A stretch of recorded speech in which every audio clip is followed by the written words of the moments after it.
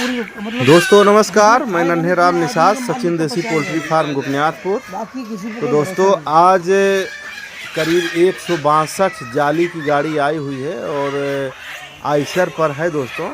करीब इसमें 2500 मुर्गियाँ लोड हो जाती हैं और हमारे फार्म पर दिल्ली, गाज़ियाबाद, नोएडा से गाड़ी आई हुई है, आप देख रहे हैं। और करीब 2500 पीस भाई साहब बुक किए थे, लेकिन बहुत कोशिश करने के बाद तब भी 500-700 कमी रह गई और गाड़ी रात में शाम से ही लोडिंग चालू है और हमको लग रहा है कि 4 बज जाएगा सुबह।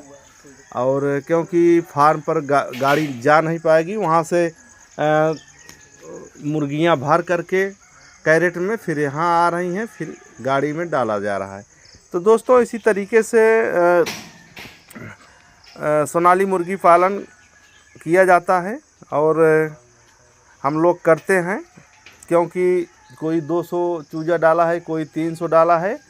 तो अगर वो संपर्क में रहता है तो हम लोग जब माल कहीं बुक होता है तो हम लोग उठाते हैं दोस्तों, मंगवा लेते हैं। भले तो थोड़ा कुछ भाड़ा वड़ा मैनेज करने में कमी रहे, लेकिन उठा लिया जाता है। तो काफ़ी मशक्क़त करने के बाद भी पूरा 2500 पीस मुर्गियां तैयार नहीं हुई हैं।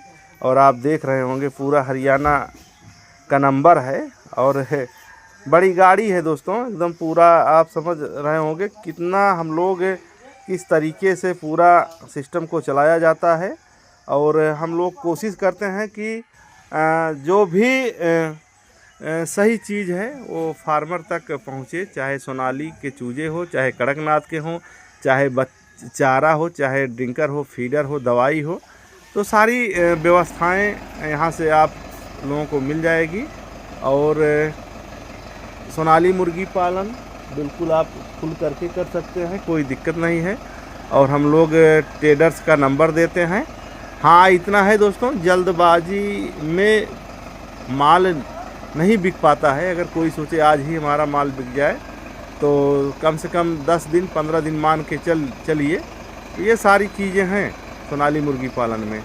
और सोनाली मुर्गी पालन करने के लिए सबसे ख़तरनाक सीज़न है सावन, नवरात्र और ये नवमी दसवीं जो होता है दोस्तों। बहुत ज़्यादा इसके बारे में आइडिया नहीं है।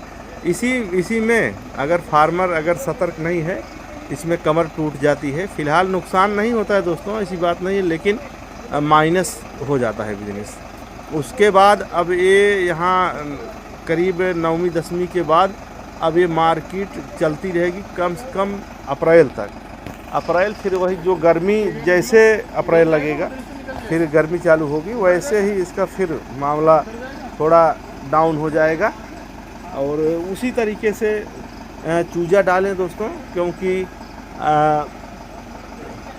जो कमज़ोर फार्मर है जिसको उतनी व्यवस्था नहीं है दोस्तों, तो बिल्कुल चारा के लिए दिक्कत होने लगती है। इसलिए सोच विचार करके ही, समझ करके ही चूजा डालें। हम लोग पूरा हेल्प करते हैं किस समय चूजा डालें। तो सोनाली मुर्गी पालन आप कर रहे हैं तो बिल्कुल जानकारी होना ज़रूरी है दोस्तों। लेकिन अब हम करीब 5 साल का अनुभव है दोस्तों, और अनुभव के साथ साथ काफ़ी लोग कनेक्ट हुए हैं, जो हमेशा हर आदमी को हेल्प किया जाता है माल उठवाने में। और ऐसे जैसे गाड़ी लगी है हमेशा आप देखते होंगे हमारे चैनल पर, चाहे जहां लोडिंग अनलोडिंग होती है गाड़ी, तो हम लोग कोशिश करते हैं कम से कम लोगों तक बात पहुंचे और कम से कम जो माइनस सोच रहे हैं लोग, कम से कम वो फार्मिंग की तरफ आवें।